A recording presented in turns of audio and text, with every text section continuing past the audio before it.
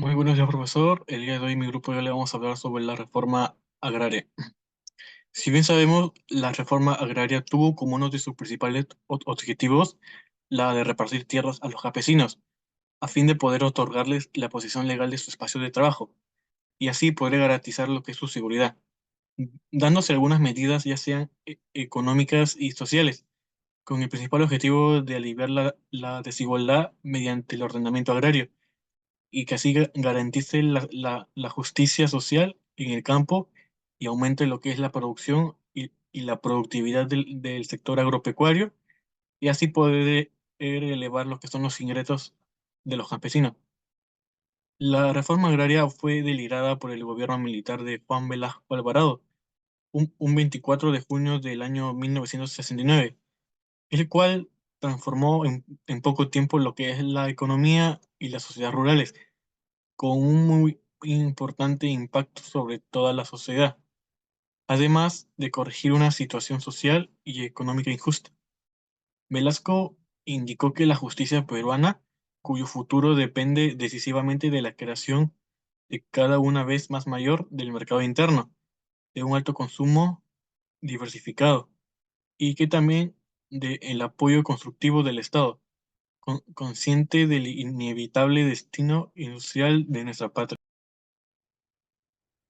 Para comenzar, en la reforma agraria de Velasco Alvarado hubo demasiados impactos en la parte económica y política.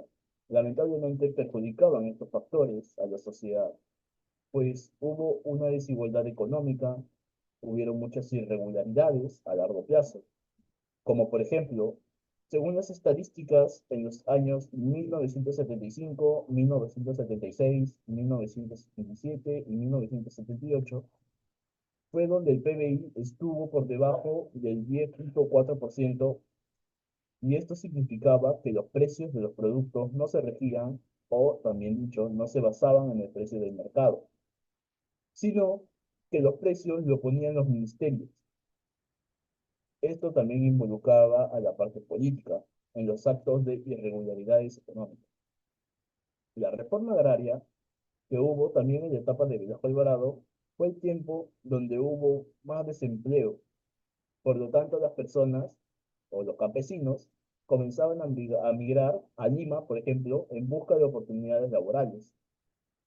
Un dato muy importante es que las parcelas y las tierras que tenían los campesinos pasaban a poderes del Estado, ya que los campesinos no estaban tan sofisticados para poder administrarlos bien.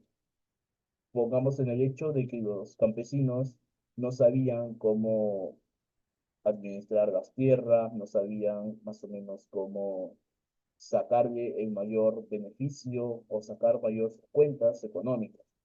Es por ende que el Estado se hacía cargo de sus tierras y sus parcelas.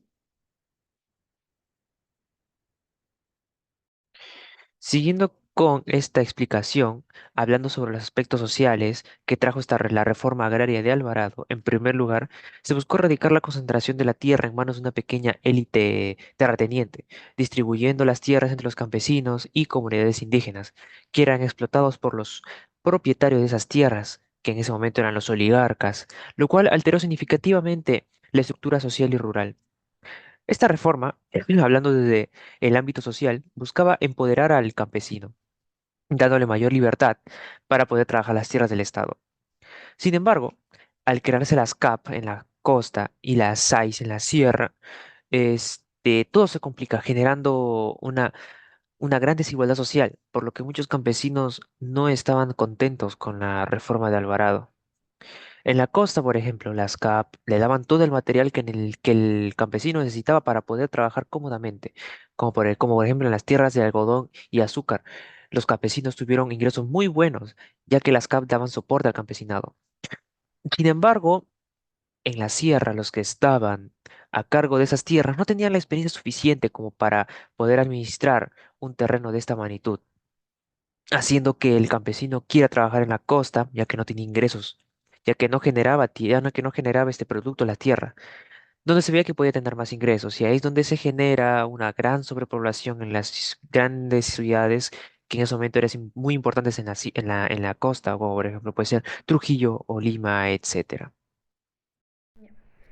Podemos decir que nuestra primera conclusión sobre la reforma agraria de Velasco trata sobre las oportunidades laborales para los campesinos en su propia tierra con el objetivo de poder aliviar la desigualdad.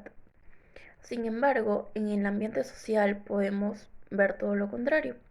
Podemos decir que trataron de erradicar el poder de las pequeñas élites terratenientes, pero para algunos puntos de vista eso no fue lo que sucedió, sino todo lo contrario.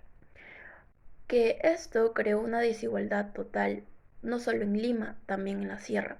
Por lo tanto, nos ha llevado a varios impactos económicos, tanto como políticos, que nos perjudicaron totalmente, ya que había mucha irregularidad desde el año 75 hasta el año 78 y los precios no tenían ningún sustento.